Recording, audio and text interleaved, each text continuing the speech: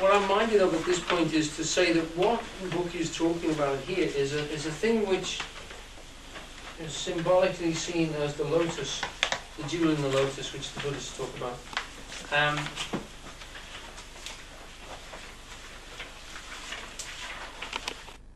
Here, which pulls that process. You could say, well, yes, it's pushing up. You could also say, it's like the old thing that Goethe said, there is a force of gravity, yeah, and stones obey the force of gravity, yeah, but then there must also be a force of levity, because plants take the ground up stones with a little bit of water, and then lift themselves out of the ground and point at the sun. So if there's a force of gravity, there's a damn force of levity too, because these living things are trying to get away from the earth quite powerfully, and they're pulled into these shapes. They're pulled into this. And how the hell, and I wondered this as a child, how the hell do you get a pink flower from a dirty brown, black piece of soil? What is there inside that root that can sort out the chemistry to make that beautiful turquoise, orange, white? How does it get a pure white flower out of the filth that it's sitting in? Metals? Sorts them through? Yeah, it'd be damn difficult to do though, wouldn't it? The chemistry which is going on in there is incredible, isn't it?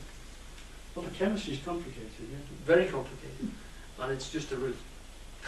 So it is, it's incredible. And you'd have to say that there's something in here which seems to be pulling or synthesizing those processes into this unity there. That's the symbol anyway, and that's the thing which is if you like, I think is being formed here by Bucke. He mentions the jewel in the lotus as being one of the concepts of Buddha. Now, I don't think he had the literature at his disposal and the translations that we have in that sense. And this next bit, I think, would be argued nowadays because he's talking about philology, and it's a far more refined subject now. But if we just look at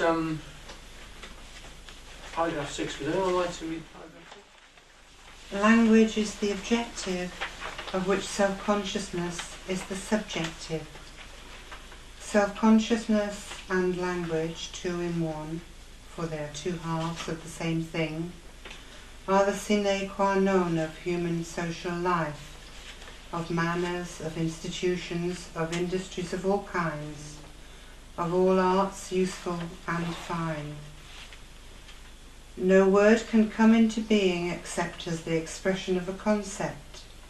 Neither can a new concept be formed without the formation at the same time of the new word which is its expression.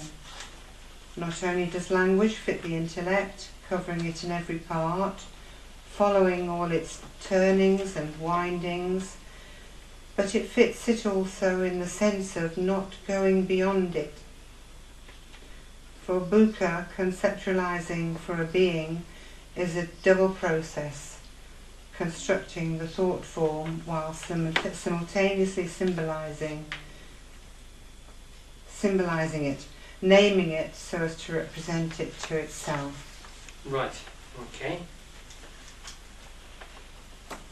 Well read, because it's quite a complicated thing. No word can come into being except as the expression of a concept. Neither can a new concept be formed without the formation at the same time of a new word, which is its expression.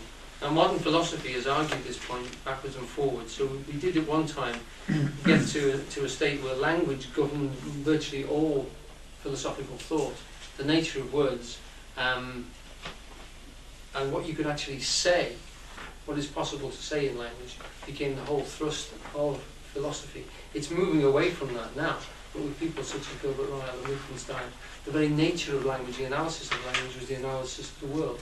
The two things were totally synonymous. And what they would probably say here is that we can't really know, we can't really understand this completely, because we can't talk about concepts unless we use language. We really are limited because that's the element with which we use for discussion, to pass information backwards and forwards. So to separate ideas, concepts from words is extremely difficult. I think we can think of situations and we can put ourselves into situations where we seem to be communicating without language, but as soon as you come to try and think it and form it, you step right back into language again, and then the laws of language govern it. So whether the universe is logical or not, philosophers could say, well, we don't know. What we know is the human mind is logical, and everywhere it looks, it sees logic. That is the nature of the thing. You can't put the glasses down. You have to look through these glasses of your mind to see the universe. So the two things will always appear to be synonymous. They'll always appear to be completely together. You can't step out of your mind and look at what's actually going on. You're always inside it. So that process, you're actually landlocked into right from the word dot. But what he goes on to say, and some of the passages which we're now going to have a look at, are fascinating in the senses that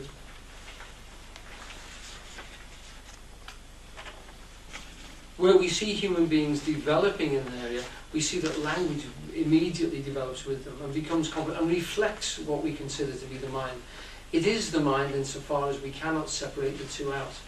Whether he's right, and he's saying that the evolution that happens together, the concepts and language form, what he's saying is that we are social beings and that to interact is to form our minds.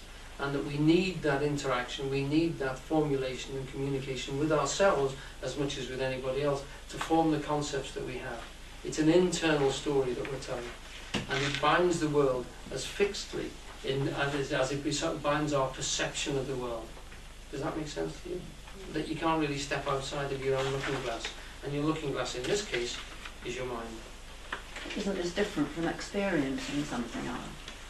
When you experience something, you don't necessarily put words to it, because then you're talking about it, which has to be retrospective, doesn't it? If you want to put words to it, you're into the realm of memory. Here we are in a situation which the philosophers have argued backwards and forwards about. Yeah. And I see it that way. I see the perceptual thing, as Bucke is talking about, but most... I would say scientists working on the brain now would say no. Even to separate the information that's coming through your eyes into visual forms, your mind is backfeeding into the eyeballs. Yeah. So that, I mean, they do these incredible experiments where they make you look at the world through a prism, and within a matter of hours you've turned the image upside down. Yes. They give you an upside down image, and your brain corrects it within hours. Mm-hmm. So that within a day you can put these glasses on where the world is upside down and ride a bike. People can do. So what they're saying is that we're interacting even with the way we see.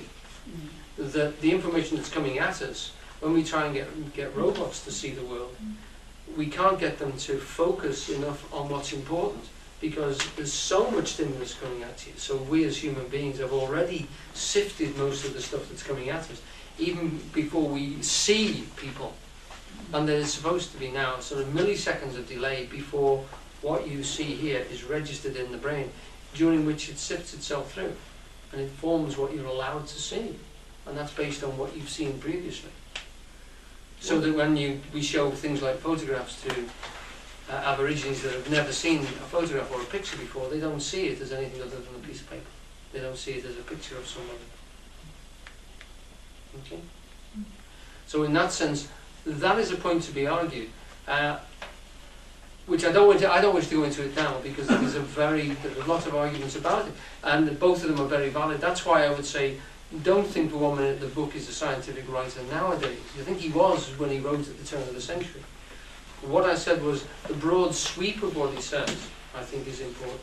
The actual detail of what he's saying could be argued, but the very fact that he brings an arena for argument is fascinating, and that arena of perception and memory is a very important one too. As a child, as a baby, if you've ever had a fairly newborn baby, you'll know that they don't recognise those images in the world as we do. It takes a long time before they start to even track a moving object, and then they start to form different sort of recognition. You can see them starting to see symbols and recognise things and reach for things.